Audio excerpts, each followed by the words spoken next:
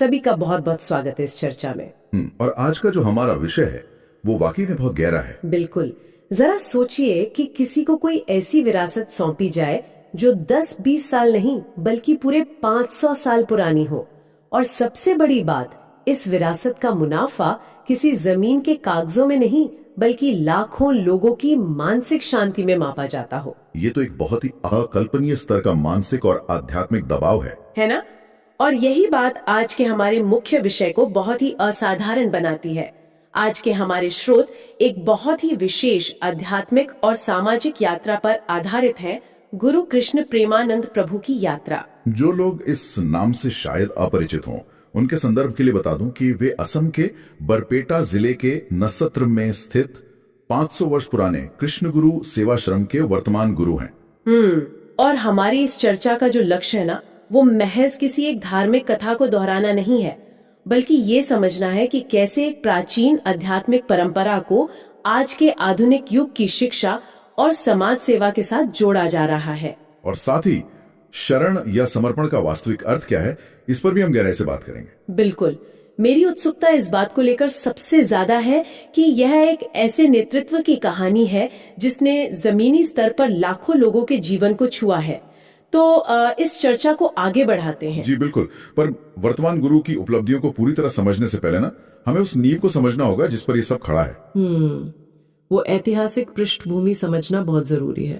तो अगर हम स्रोतों पर नजर डालें तो ये जो कृष्ण गुरु सेवाश्रम नस्त्र है, ये कोई साधारण स्थान नहीं है। ये असल में महावैष्णव मनोहर देव की पवित्र भूमि है और एक शरण नाम धर्म का एक बहुत ही अनूठा केंद्र है। अच्छा, और यहीं से ये पूरी विरासत आगे बढ़ती है? जी।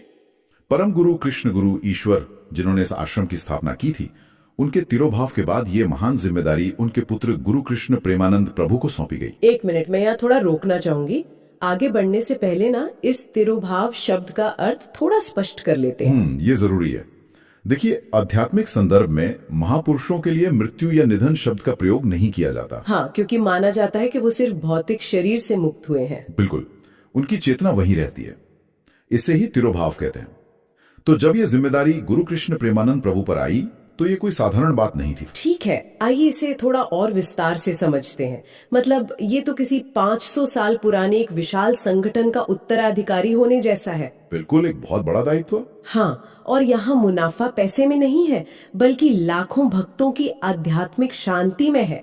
ये तो किसी भी इंसान पर एक बहुत बड़ा मानसिक और आध्यात्मिक दबाव डाल सकता है। अगर हम इसे एक व्यापक परिप्रेक्ष्य से जोड़कर देखें तो एक जीवंत गुरु परंपरा का धारक होने का मतलब महज एक गद्दी पर बैठना नहीं होता।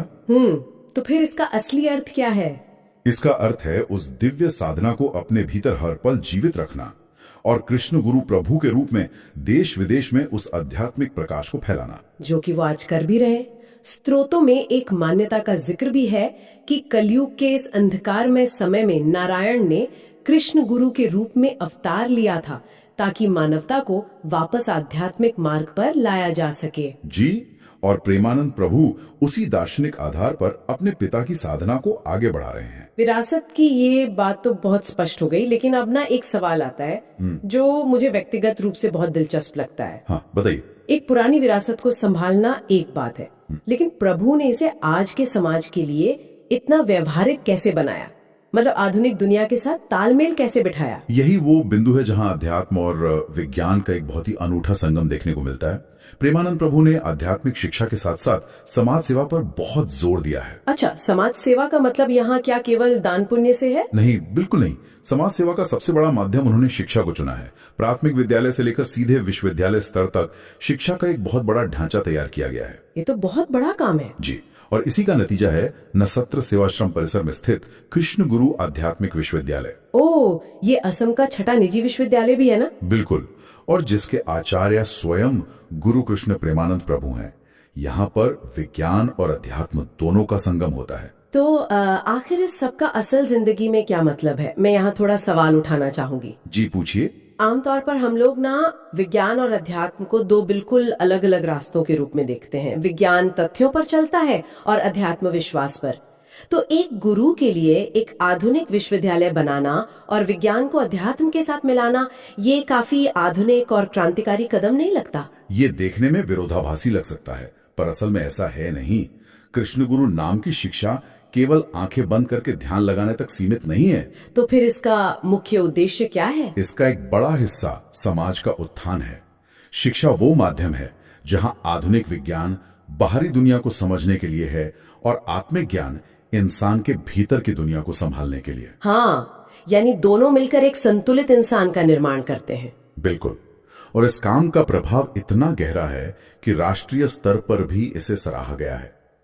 हमारे स्रोतों में ये तथ्य स्पष्ट रूप से दर्ज है कि भारत के प्रधानमंत्री नरेंद्र मोदी ने एक नाम अखंड कीर्तन में वीडियो कॉन्फ्रेंस के जरिए हिस्सा लिया और इन प्रयासों की सराहना की। अच्छा, और शायद भारत के उपराष्ट्रपति जगदीप धनखड़ ने भी आश्रम का दौरा किया था। जी हाँ, बिल्कुल। उन्होंने भी वहां एक युवा कार्यक्रम में हिस्सा लिया और बताया कि वहां जाकर उन्होंने एक दिव्य ऊर्जा का अनुभव किया। तो इन तथ्यों से पता चलता है कि ये संस्था कितने बड़े पैमाने पर काम कर रही है। अब शिक्षा और समाज सेवा का ये विशाल कार्य तो समझ आ गया, लेकिन इसके पीछे आखिर कौन सा मूल दर्शन काम कर रहा है? इस पूरे विशाल ढांचे के पीछे जो मूल दर्शन है वो है एक नाम का सिद्धांत। एक नाम, थोड़ा इसके बारे में बताइए। जी, ये सिद्धांत मूल रूप से उनके पिता द्वारा स्थापित कृष्ण गुरु एक नाम सिद्धांत है, जिसे प्रेमानंद प्रभु ने कलयुग के संदर्भ में एक नया रूप दिया है। अच्छा, तो कलयुग के हिसाब से इसमें क्या बदलाव है? उनकी एक बहुत ही गूढ़ वाणी है जो इसे स्पष्ट करती है। वे कहते हैं, हम जाति नहीं, ज्ञाति नहीं, समूह नहीं, जड़ नहीं, हम केवल कृष्णदास हैं, आत्मा हैं। यहाँ एक बहुत ही दिलचस्प बात सामने आती है। क्या? आज के दौर में देखिए ना, लोग धार्मिक पहनावे, खान पान या जातियों पर सबसे ज्यादा उलझते हैं, और ऐसे माहौल में प्रभु स्पष्ट रूप से कह रहे हैं कि ये सब व्यर्थ के विवाद है। हमारी असली पहचान सिर्फ आत्मा है। बिल्कुल। और यहाँ जो बात सबसे आकर्षक है वो यही है। सूचनाओं के शोर से भरे आज के समाज के लिए ये संदेश बहुत जरूरी है। क्योंकि ये लोगों को बाहरी दिखावे से हटाकर सीधा आत्मिक शांति की तरफ ले जाता है। सही कहा। और प्रभु ये भी स्पष्ट करते हैं कि गुरु क्या खाते हैं, क्या पहनते हैं, ये सब चर्चा का विषय होना ही नहीं चाहिए। ये विवाद व्यर्थ हैं। और शायद इतिहास में भी ऐसे विवाद होते रहे हैं ना, केवल एक भाषा में नहीं छपती। हाँ, सबसे पहले किताबें असमिया भाषा में आती हैं, और फिर इसके बाद उन्हें हिंदी, अंग्रेजी, बंगाली और यहाँ तक कि बोडो और मिसिंग जैसी स्थानीय जनजातीय भाषाओं में अनुवादित किया जाता है। इससे ज्ञान हर तबके तक पहुँचता है। और शायद इसी शांतिपूर्ण और समावेशी माहौल की वजह से कई लोग इस सेवाश्रम को द्वितीय वैकुंठपुरी भी कहने लगे हैं। वैकुंठपुरी यानी ऐसा स्थान जहाँ कोई विवाद या दुख ना हो। बिल्कुल। खैर, अगर बाहरी दिखावा मायने नहीं रखता, तो फिर उस परम शांति तक पहुँचने का असल रास्ता क्या है? हमारे स्रोत यहाँ पर भगवत गीता के एक बहुत ही अहम श्लोक का संदर्भ देते हैं। जी, गीता का वो श्लोक, सर्वधर्मान परित्यज्य मामेकम शरणम व्रज, जिसका अर्थ है कि सभी धर्मों को और या बाहरी दिखावों को त्याग कर केवल मेरी शरण में आओ। बिल्कुल। और गुरु कृष्ण प्रेमानंद प्रभु ने इस शरण या समर्पण के सिद्धांत को बहुत ही व्यवहारिक तरीके से 3 स्तरों में बांटा है। वो 3 स्तर कौन कौन से हैं? ये है देहिक शरण, मानसिक शरण और सबसे आखिर में आत्मिक शरण। तो चलिए इसे थोड़ा आसान करते हैं। मुझे एक बहुत ही सटीक उपमा याद आ रही है। बताइए।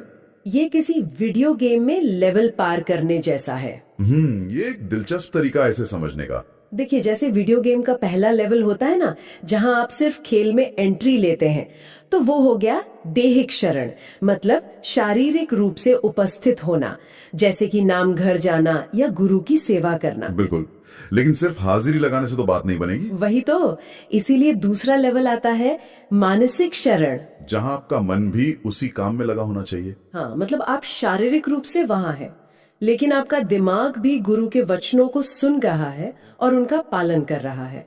पर सबसे मुश्किल जो होता है ना, जिसे हम गेमिंग की भाषा में बॉस लेवल कहते हैं, वो है तीसरा स्तर, आत्मिक शरण। एकदम सही।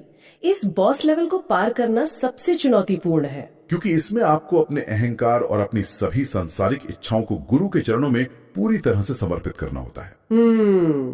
और इससे एक बहुत ही महत्वपूर्ण सवाल खड़ा होता है हम सबके सोचने के लिए। जी, कि क्या हम वास्तव में अपने अहंकार को छोड़ पा रहे हैं? बिल्कुल। क्योंकि प्रभु का एक बहुत ही स्पष्ट संदेश है। वो कहते हैं कि सत्य केवल शब्दों में नहीं, जीवन में होना चाहिए। और वो एक चेतावनी भी देते हैं, झूठी आशाओं में अपना जीवन व्यर्थ मत करो। ये बहुत गहरी बात है। संसार की चीजें जो आज है कल नहीं रहेंगी, वो सत्य नहीं है, केवल ईश्वर सत्य है। और वही सच्चा गुरु है जो इस सत्य का मार्ग दिखाए। उपनिषदों में भी तो कहा गया है ना, सत्यमेव जयते, यानी सत्य की ही विजय होती है। और इसी सत्य के मार्ग पर चलते हुए प्रेमानंद प्रभु आज लाखों लोगों का मार्गदर्शन कर रहे हैं। आत्मिक शरण ही वो अंतिम कुंजी है जो इंसान को झूठी आशाओं से निकालकर वास्तविक शांति तक ले जाती है। तो आज की इस पूरी चर्चा को अगर हम समेटें तो गुरु कृष्ण प्रेमानंद प्रभु की यात्रा हमें बहुत कुछ सिखाती है।